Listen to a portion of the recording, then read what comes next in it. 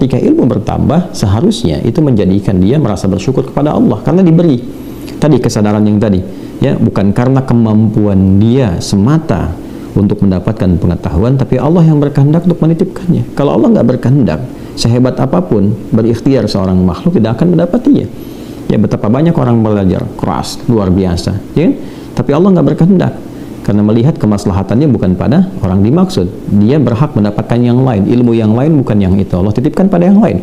Ketika diberikan oleh Allah kepada si fulan seorang hamba, maka adabnya dia berterima kasih kepada Allah dengan cara bersyukur. Nah, sifat syukur yang pertama ketika diberikan itu adalah menghadirkan sifat tawadhu dan mengembalikan semua pengetahuan kepada Allah. Karena itu Allah sangat tidak menyukai bila ada seorang yang merasa berilmu kemudian sombong dengan ilmunya itu. Bahkan tingkat kesombongannya berada di puncak sampai tidak mengenal Allah, atau mohon maaf, tingkat kesombongan dengan pengetahuan itu sampai menentang Allah. Inna'udzubillahi min dzalik. Ya. Nah, ini mendapatkan satu kecaman yang luar biasa, dan ini penyakit iblis yang pertama.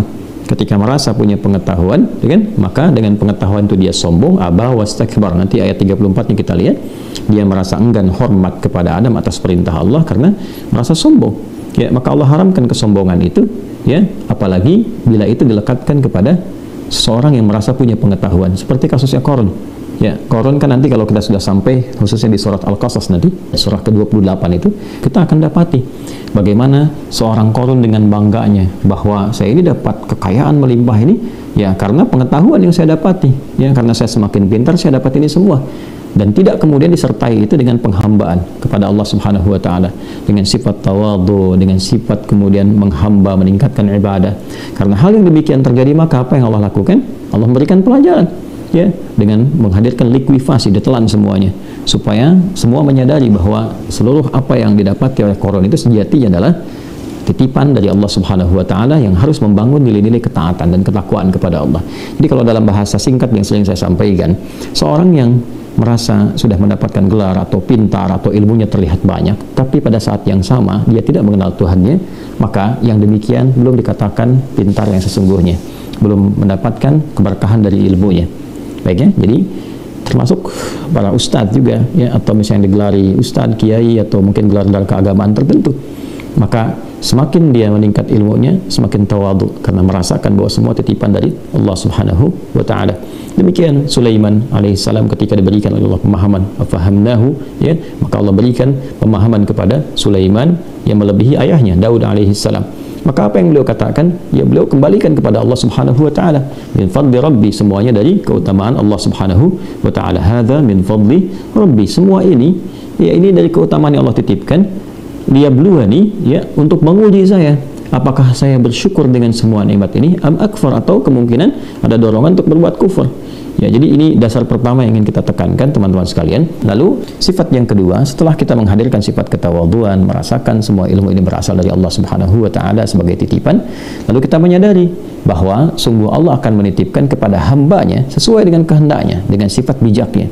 Jadi Allah Maha mengetahui ini si fulan diberikan kelebihan di A, si fulan di B, si fulan di C. Ya, kenapa tidak satu orang diberikan kelebihan yang sempurna di semua aspek, kan? Agar semua manusia menyadari bahwa keilmuan seseorang itu tetap ada batasnya, nggak akan bisa menguasai segala hal.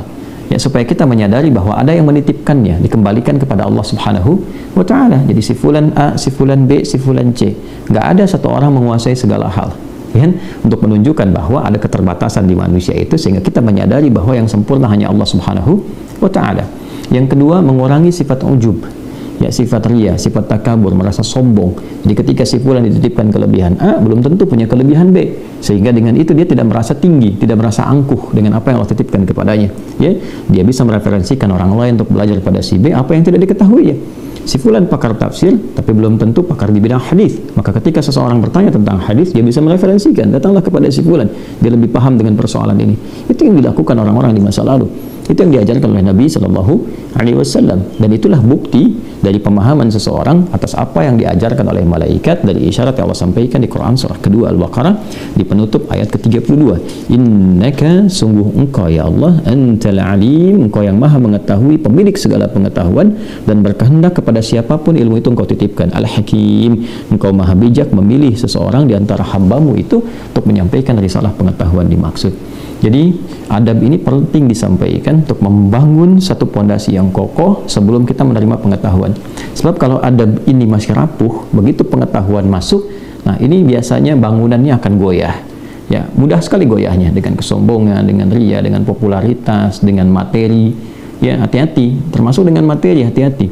Nah, karena itu adab penting dibangun sebelum ilmu itu ditanamkan. Ya, seringkali kita dapati petunjuk dari para ulama yang menyampaikan al-adabu qablal ilmi, adab sebelum ilmu. Di antara adab itu pengetahuannya adalah dasar-dasar penguatan dari nilai spiritual sebelum ditanamkan nilai intelektual.